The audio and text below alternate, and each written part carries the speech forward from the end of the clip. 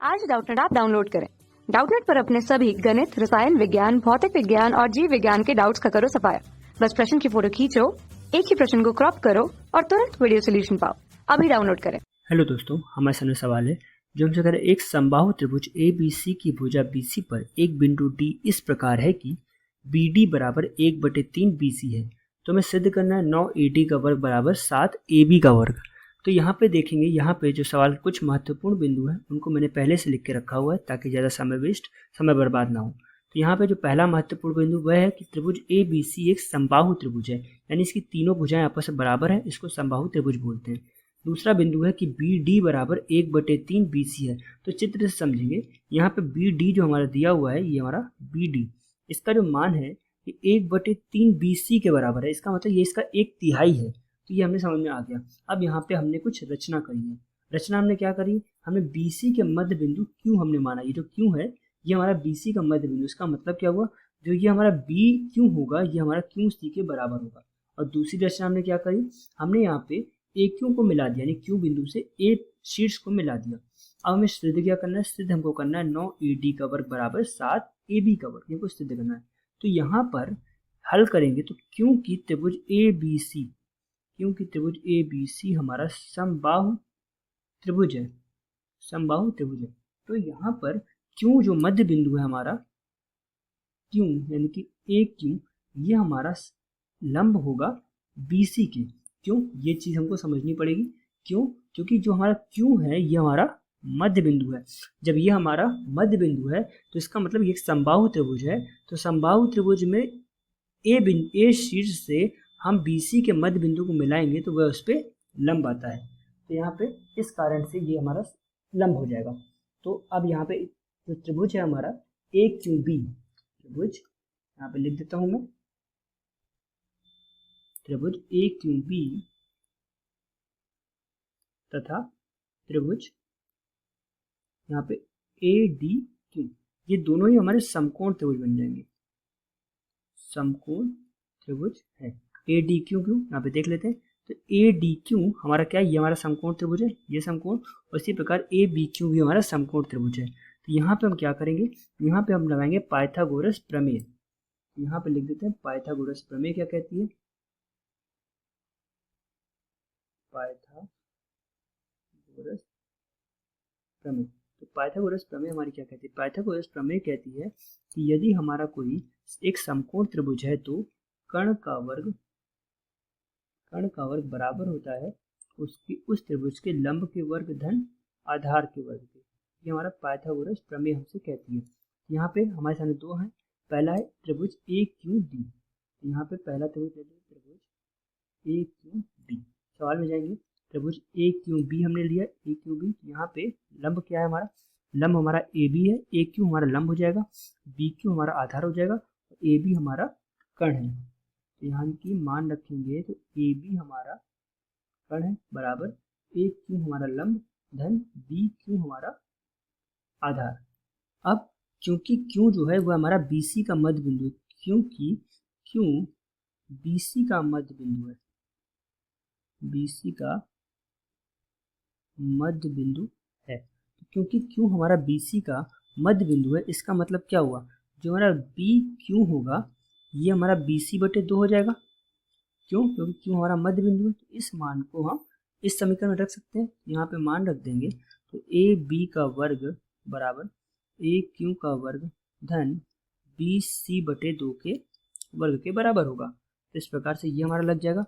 इसको हल करेंगे तो हल करने पे ये हमारा आ जाएगा AB का वर्ग ऋण BC का वर्ग बटे 4 के ये बराबर आ जाएगा AQ के वर्ग के। इसको मान लेते हैं समीकरण 1, इसको हम समीकरण 1 मान लेते हैं। अब यहाँ पे अगला सवाल देखेंगे, अगला पक्ष देखेंगे। अगला पक्ष था हमारा दूसरा त्रिभुज था हमारा ADQ। यहाँ पे दूसरा त्रिभुज देखेंगे तो ये हमारा ADQ है, जहाँ पे कर्ण हमारा क्या है, कर्ण इस बार हमारा AD है, DQ हमारा आधार है और AQ फिर से हमारा लंब है। तो यहाँ पे पाइथागोरस प्रमेय लगाएंगे। तो पाइथागोरस प्रमेय यहाँ पे कहेगी हमारी क्या, AD का वर्ग बराबर होगा AQ के वर्ग के धन, यहाँ पे AD का वर्ग बराबर होगा AQ के वर्ग के धन DQ के वर्ग के, DQ का वर्ग। अब यहाँ पे थोड़ा सा समझ करके हमें डी क्यू का मान निकालना पड़ेगा। तो जैसा कि सवाल ने हमको दे के रखा हुआ था क्या कि यहाँ पे बी डी का जो मान है 1/3 BC है। तो यहाँ पे बात करेंगे डी क्यू की। तो यहाँ पे डी क्यू को अगर हम देखें तो यहाँ पे अगर पूरे बी क्यू में से अगर हम बी डी को घटा दें तो हमारा डी क्यू आ जाएगा। तो यहाँ पे हम लिख सकते हैं डी क्यू बराबर हम पूरे बी क्यू में से अगर हम बी डी को घटा देते हैं तो हमारा डी क्यू आ जाता है। और बी डी के बारे में क्या, पहली बात तो बी क्यू के बारे में क्या बोला गया, बी क्यू के बारे में बोला गया ये हमारा 1/2 BC है, ऋण बी डी के बारे में बोला गया 1/3 BC है। तो इस प्रकार से अब हम इन दोनों को यहाँ पे एलसीएम लेके हल कर सकते हैं। तो हल करेंगे तो ये हमारा आ जाएगा BC/6। तो इस प्रकार से डी क्यू का जो हमारा मान आया ये हमारा BC/6 आ जाएगा। और इस मान को हम अपने इसी समीकरण में रख देंगे।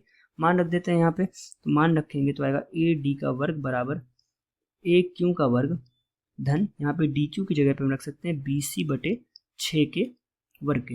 यहाँ से फिर से हम AQ का मान निकालेंगे तो AQ का वर्ग बराबर हमारा आ जाएगा AD का वर्ग ऋण BC/36 का वर्ग। तो इस प्रकार से ये हमारा समीकरण 2 बन जाएगा। तो यहाँ पे समीकरण 2 बन गया। अब यहाँ पे AD और समीकरण 1 और समीकरण 2 को हम देखेंगे तो दोनों में ही हमारा AQ का वर्ग लिखा हुआ है। यहाँ पे ये भी हमारा AQ का वर्ग बराबर कुछ लिखा हुआ है और नीचे समीकरण 2 में भी हमारा AQ का वर्ग बराबर कुछ लिखा हुआ है।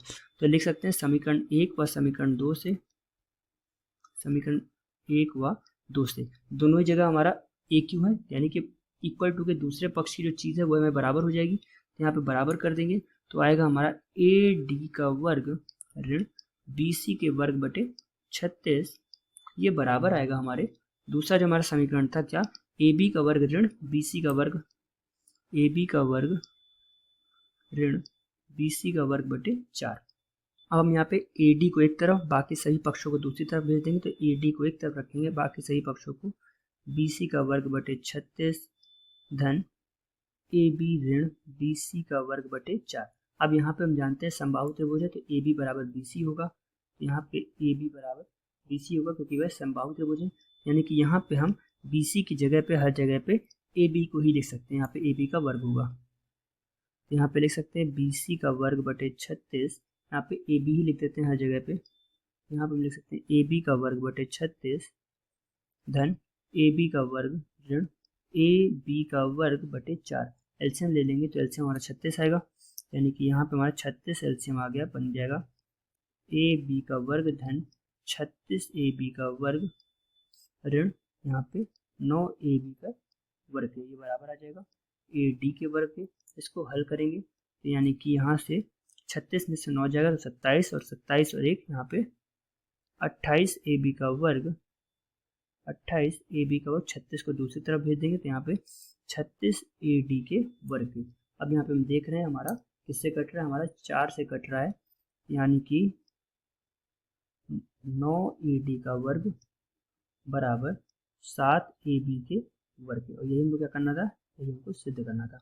इस प्रकार से हमारा सवाल हल होता है, इति सिद्धम, ये हमारा उत्तर है। धन्यवाद। कक्षा 6 से 12वीं से लेकर नीट, IIT, JEE वो एडवांस के लेवल तक 1 करोड़ से ज्यादा छात्रों का भरोसा। आज ही डाउनलोड करें डाउटनेट ऐप या व्हाट्सएप करें अपने सारे डाउट्स 8400 400 400 पर।